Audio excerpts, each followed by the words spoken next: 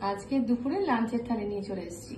আজকে প্রথমেই ঝরঝরে কাঠি কাঠি সাদা ভাত, আর তারপরে যেটা সবার খুব প্রিয় ইলিশ মাছের তেল। এটা দিয়ে এই কাঠি কাঠি ঝরঝরে ভাত মেখে খেতে একেবারে ফাটাফাটি লাগে।